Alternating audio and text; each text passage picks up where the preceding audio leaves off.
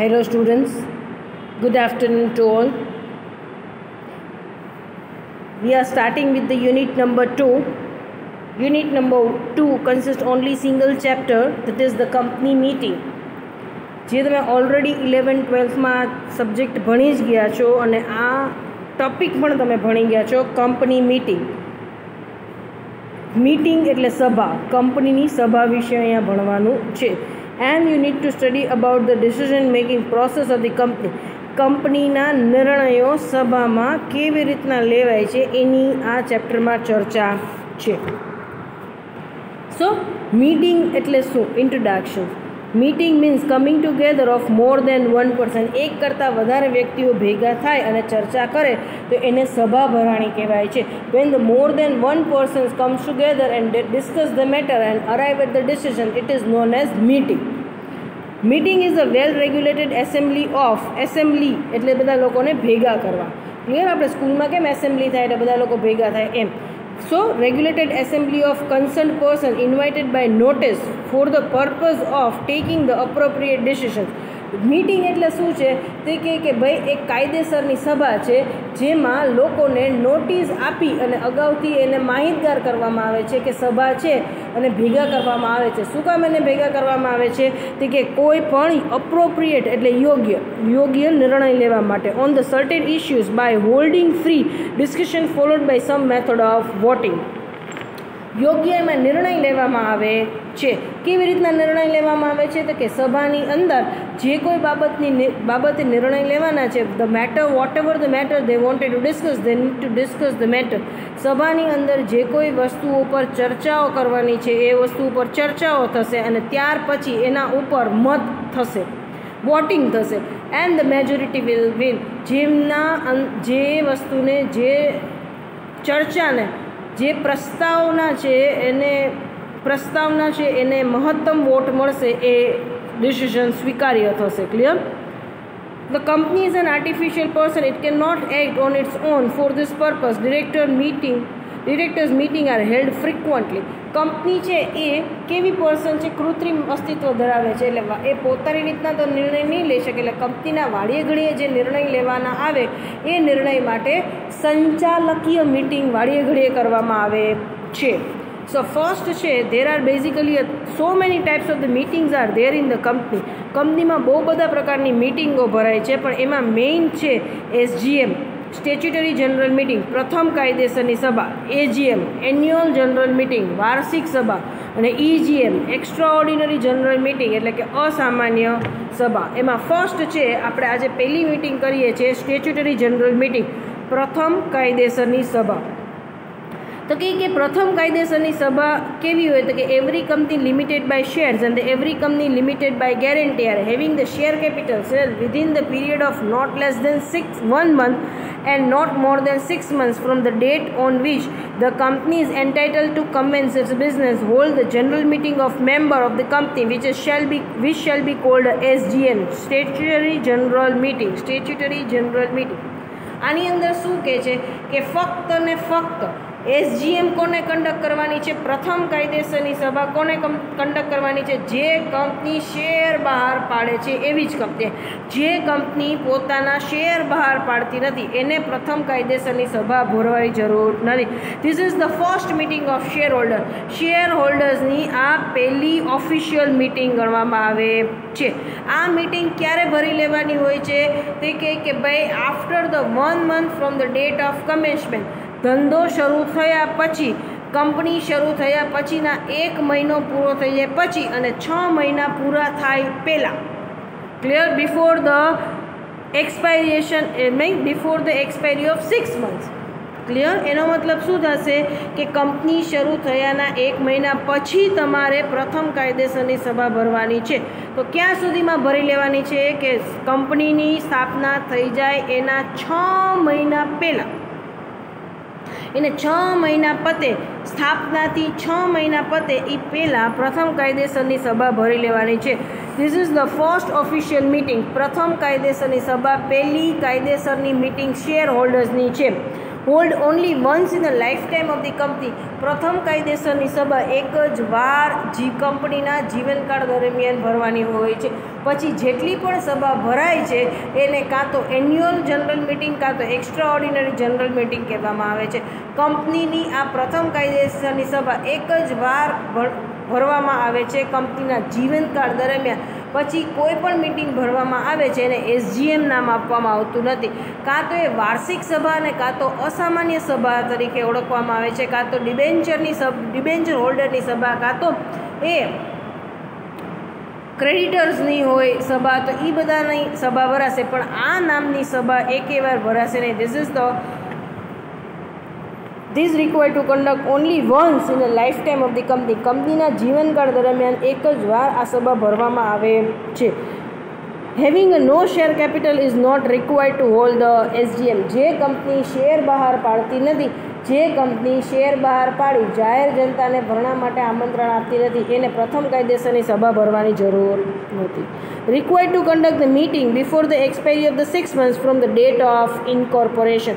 કંપનીની સ્થાપના થાય ત્યાર પછી 6 મહિના પૂરા થાય એ પહેલાં SGM ભરી લેવાની રહેશે. Default in holding the SGM, then the officer of the company liable to fine up to 5,000 and they have to wind up the company, or either they have an option they can continue with the private company. અહીંયા શું કહે છે કે કંપનીની સ્થાપના થઈ ગઈ, 6 મહિના પતી ગયા, પણ અહીંયા પ્રથમ કાયદેસરની સભા ભરાણી નથી. તો આવા કેસની અંદર જે ઓફિસર પ્રથમ કાયદેસરની સભા ભરવા માટે નિષ્ફળ ગયા છે એને શું કરવું પડશે?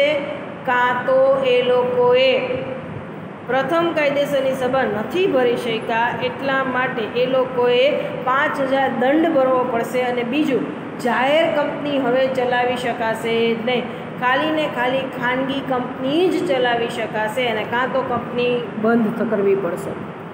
નેક્સ્ટ છે એન્યુઅલ જનરલ મિટિંગ, વાર્ષિક સભા. વર્ષના અંતે જે શેરધારકોની સભા ભરવામાં આવે છે એને કહેવામાં આવે છે વાર્ષિક સભા. દર વર્ષે at the end of the financial year company required to conduct this particular meeting. દર વર્ષે નાણાકીય વર્ષના અંતમાં આ સભા ભરવામાં આવે છે. AGM is the most important meeting of the shareholder. શેરહોલ્ડરની ખૂબ જ આ મહત્ત્વની મિટિંગ છે, કારણ કે આ મિટિંગની અંદર શેરહોલ્ડર્સને ઇન્ફોર્મ કરવામાં આવશે related to the progress of the company during the year. આખા વર્ષમાં કંપનીએ શું કર્યું એની જાણ આ મિટિંગમાં શેરહોલ્ડર્સને કરવામાં આવશે. એટલે શેરહોલ્ડર્સ માટે આ મિટિંગ ખૂબ જ મહત્ત્વની છે. At this meeting the full information of the progress made during the year is given. આખા વર્ષમાં કંપનીએ શું વિકાસ કરેલો છે, શું પ્રોગ્રેસ કરેલો છે, આખા વર્ષમાં કેટલા ટ્રાન્ઝેક્શન્સ થયા છે, વ્યવહાર થયા છે, એનાથી કંપનીને શું બેનિફિટ થયો છે એ આ મિટિંગમાં જણાવવામાં આવે છે. એટલે આ મિટિંગ શેર હોલ્ડર્સ માટે બહુ મહત્ત્વની મિટિંગ છે. આ મિટિંગની અંદર shareholders get an opportunity to take a part in the discussion. આ મિટિંગની અંદર શેરધારકો પાસે બધી મેટર મૂકવામાં આવે છે અને એ લોકોને ડિસ્કશનમાં ભાગ લેવાનો અધિકાર મળે છે. સંચાલકીય નિર્ણયમાં ભાગ લેવાનો અહીંયા અધિકાર મળે છે. Every company shall in each year hold the in addition to the any other general meeting. દરેક કંપનીએ આખા વર્ષમાં જેટલી પણ સભા ભરી હોય એ બધી ભલે ભરી, પણ વાર્ષિક સભા તો વર્ષના અંતે કમ્પલસરી છે. કદાચ નાણાકીય વર્ષના અંતે એક અસામાન્ય સભા ભરાણી છે, હજી હમણાં જ મળ્યા છીએ એટલે વાર્ષિક સભા નહીં ભરીએ તો ચાલશે, એ વસ્તુ ચાલશે. વર્ષના અંતે કોઈ પણ સભા ભરાણી હોય એ બધી સભાઓ ભલે ભરાણી, પણ એન્યુઅલ જનરલ મિટિંગ તો એકવાર થવી જ જોઈએ વર્ષના અંતે. ક્યારે થશે? there shall be a not be the interval of more than 15 months between the one annual general meeting of the company and the next. અહીંયા શું કહે છે, ક્યારે AGM ભરાશે? તો કે હજી તો 12 મહિના થયા, નાણાકીય વર્ષ complete. You prepare the balance sheet on the 31st March. Year એન્ડના બેલેન્સ શીટ થાય છે એઝ ઓન ધ ડેટ. તમે લખો છો જ્યારે પણ તમે બેલેન્સ શીટ પ્રિપેર કરો છો ત્યારે શું લખો છો? As on the date. એ દિવસે તમે હજી તો કયું બનાવ્યું છે? Balance sheet. બેલેન્સ શીટ બની જાય, બધા ફાઇનાન્શિયલ ડોક્યુમેન્ટ બની જાય, પછી બધા ડોક્યુમેન્ટ્સ ઓડિટમાં જશે, ત્યાં અપ્રુવલ મળશે. અપ્રુવલ મળી જાય પછી વાર્ષિક સભામાં શેર હોલ્ડર્સની સામે ડોક્યુમેન્ટ ઓપન કરવામાં આવશે. એટલે અહીંયા શું કહે છે કે તમારે એન્યુઅલ જનરલ મિટિંગ વાર્ષિક સભા જેવું નાણાકીય વર્ષ પૂરું થાય 12 મહિનાના અંતે તરત નથી કરી લેવાની, પણ અહીંયા એને 3 મહિનાનું એક્સટેન્શન મળશે. એટલે 15 મહિનાના અંતે ગમે ત્યારે 14 મહિનાના અંતે કરે કે મેક્ઝિમમ 15 મહિનાના અંતે વાર્ષિક સભા કરી લેવાની છે. એટલે 2 વાર્ષિક સભાની વચ્ચે કેટલા મહિનાનું અંતર હોવું જોઈએ? Maximum 15 months. હવે કોઈ પણ કારણોસર 15 મહિનાની અંદર વાર્ષિક સભા થઈ નથી તો એને મેક્ઝિમમ 3 monthsનું એક્સટેન્શન મળશે. કેટલા મહિનાનું વધારે મળશે? 18. એટલે 15 ને 3 18 મહિનાની અંદર વાર્ષિક સભા કમ્પલસરી કરી જ લેવી પડશે. જો નહીં કરે તો એ લોકો કંપનીના સંચાલકો સજાને પાત્ર થશે. તો અહીંયા ઇન શોર્ટ યાદ રાખવાનું, 2 AGM વચ્ચે કેટલો ગેપ હશે? 15 મહિનાનો. કોઈ પણ કારણોસર વાર્ષિક સભા થઈ નથી તો 3 મહિનાનું એક્સટેન્શન મળશે. એટલે ટોટલ 18 મહિના પૂરા થાય ત્યાં 1 AGM કન્ડક્ટ થઈ જવી જોઈએ. If the company is newly incorporated and the first time company is going to conduct the AGM, then they are required to conduct the AGM within the period of 18 months. No extension would be there for the 3 months. હવે પ્રથમ વાર જ company વાર્ષિક સભા ભરવા જઈ રહી છે, હજી કંપનીની શરૂઆત જ થઈ જાય, કંપનીની પ્રથમ વાર્ષિક સભા છે, 15 મહિનાના અંતે કંપની ભરી નથી શકી તો કાંઈ વાંધો નહીં, 18 મહિના સુધીનું એને એક્સટેન્શન છે. પણ 18 મહિનાની અંદર એને વાર્ષિક સભા ભરી જ લેવી પડશે. ત્યાર પછી 3 મહિનાનું એક્સટેન્શન મળશે. Date and place of the meeting would be decided by chairman. Chairman હશે એ ડેટ અને પ્લેસ કંપનીનું મીટિંગનું નક્કી કરશે. નોટિસ ફોર ધ મીટિંગ, તમામ શેર હોલ્ડર્સને નોટિસ મળી જશે જે તે મીટિંગની, અને required to send notice at least before the 21 days from the date of meeting. જે દિવસે સભા ગોઠવી છે એના 21 દિવસ પહેલાં શેરધારકોને એની નોટિસ મળી જશે. Cancellation and the postponed of the meeting. Cancellation અને પ્રોસ્પોન્ડ એટલે પાછળ ઠેલવી. Clear? If the quorum would be not there, જો ન્યૂનતમ સંખ્યા શેરધારકોની નહીં થાય, કોરમ નહીં થાય તો સભા આગળ વધશે નહીં. તો સભા છે એ નેક્સ્ટ વીકમાં સેમ પ્લેસ ઉપર સેમ ટાઈમે અરેન્જ થઈ જશે. Fails to conduct the AGM, then the directors are liable to fine 50,000 rupees.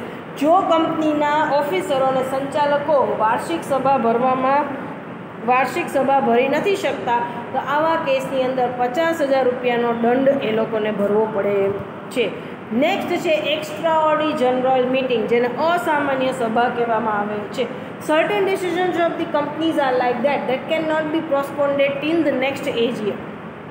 હવે વાર્ષિક સભામાં શેરધારકો કંપનીમાં આવે છે અને ત્યારે જ મળે છે, ત્યારે જ એ લોકો મળી અને નિર્ણય લે છે. પણ અમુક નિર્ણયો એવા છે કે જે ઇમરજન્સીમાં લેવા પડે છે. કન્ટિન્જન્ટ ડિસિઝન્સ ઇમરજન્સીમાં લેવા પડે, તત્કાળમાં લેવા પડે.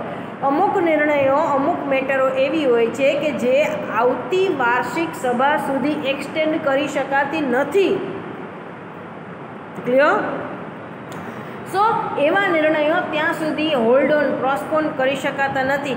એટલા માટે એક સભા ભરવામાં આવે છે અધવચ્ચે, એને કહેવામાં આવે છે એક્સ્ટ્રાઓર્ડિનરી જનરલ મિટિંગ, અસામાન્ય સભા. સો એટલું યાદ રાખવાનું, between the 2 AGM if the company conduct the any meeting it is known as EGM.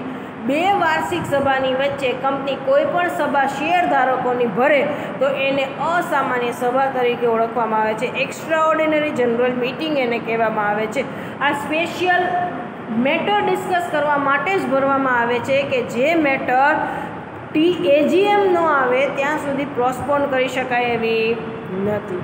હવે EGM કોણ કન્ડક્ટ કરશે? By directors, by director on the requisition of the shareholders and by company law board.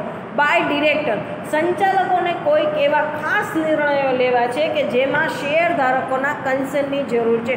સંચાલકોને અમુક એવા ખાસ નિર્ણયો લેવા છે કે જે નિર્ણયની અંદર કમ્પલસરી એ લોકોએ કોનું કન્સન્ટ એટલે મંજૂરી લેવી પડશે? શેરધારકોની મંજૂરી લોકોએ કમ્પલસરી લેવી પડશે. એટલે એટલે અહીંયા સંચાલકો નોટિસ આપે છે શેર હોલ્ડર્સને, નોટિસ આપીને બોલાવે છે કે આવા નિર્ણયો કંપનીના લેવાના છે જે શેર હોલ્ડર જ લઈ શકે એમ છે અને એમાં એ લોકોની મંજૂરી જરૂરી છે, એટલે મીટિંગ ભરવામાં આવી છે. All shareholder are requested to attend. Second, by director on the requisition of shareholder. Requisition request, અહીંયા શેરધારકો ભેગા મળી ડિરેક્ટર્સને એક અરજી મોકલે છે, એપ્લિકેશન્સ કરે છે અને એમાં કહે છે કે conduct the EGM, we wanted to discuss the important matters related to the company. અહીંયા શેરધારકો સંચાલકોને અરજી કરે છે અને કહે છે કે વાર્ષિક સભા કન્ડક્ટ કરો, એક્સ્ટ્રાઓર્ડિનરી સભા કન્ડક્ટ કરો, અમારે અમુક મેટરો છે એ તમારી સાથે ડિસ્કસ કરવી છે, નિર્ણય લેવા છે.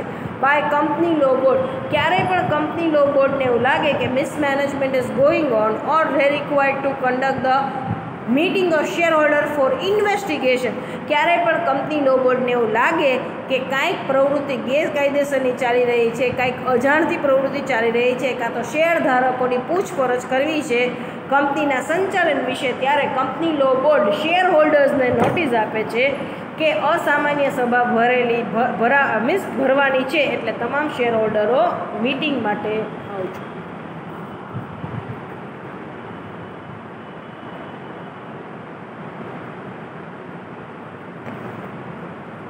સો અહીંયા આપણે આજે ત્રણેય પ્રકારની મીટિંગ કમ્પ્લીટ કરીએ છીએ. આવતીકાલે આપણે આ જ વસ્તુઓ ફર્ધર પ્રોસીડ કરશું. આજે આપણી 3 પ્રકારની મીટિંગો અહીંયા આપણે કમ્પ્લીટ કરી છે આ વિડીયોની અંદર. નેક્સ્ટ વિડીયોની અંદર ચેપ્ટર આગળ પ્રોસીડ કરશું. હવે આપણો નેક્સ્ટ ટોપિક હશે requisite of valid meeting or the proceeding of meeting. Proceeding of મીટિંગનો મતલબ છે કંપનીની અંદર સભા કેવી રીતના ભરાય છે અને ચાલે છે એની વાત. Clear? Thank you so much for this session.